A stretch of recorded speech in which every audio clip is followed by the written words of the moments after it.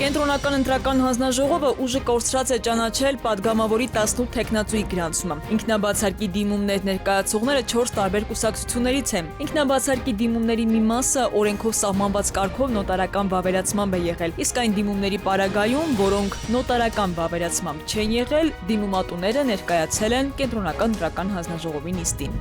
Մեծ ընտան Կիլիկիո կաթողիկոս Արամ Առաջինը հանդիպել է Վատիկանի պետական քարտուղար վարչապետ կարդինալ Պիետրո Պարոլինի հետ։ Նրանք քննարկել են արցախցիների վերադարձի եւ գերիների ազատ արձակման հարցերը։ Արամ Առաջինը խնդրել է Սուրբ Աթոռի աջակցությունը այս հարցում։ Կաթողիկոսը բարձր է գնահատել Վատիկանի դիրքորոշումը Հայոց ցեղասպանության ճանաչման գործում։ Պարոլինը ներկայացրել է Վատիկանի քայլերը Արցախի եւ գերիների հարցով։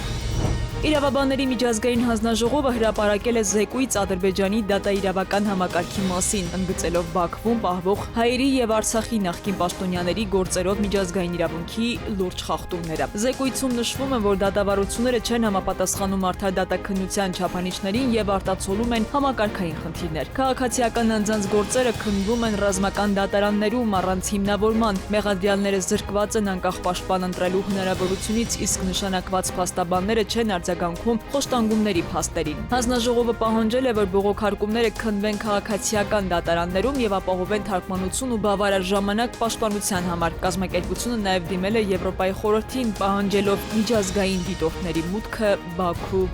Կոտայքի մարզի Նոր Գեղի գյուղում տեղի ունեցել ավտովթար վրա երթ ժամը 11:40-ի սահմաններում Մերսեդեսը Թևոսյան փողոցում բախվել է հայ մամուլի ավտոմեքենային, ապա վրա երթի ենթարկել հետիոտնի եւ հայտնվել ջրատարում։ Վթարի հետևանքով հիվանդանոց են տեղափոխվել Մերսեդեսի վարորդն ու վրա երթի ենթարկված կինը։ Դեպքի փաստով նախաձեռնել է քրեական վարույթ, իրավապահները պարզում են վարորդի եւ տուժածների ինքնությունը։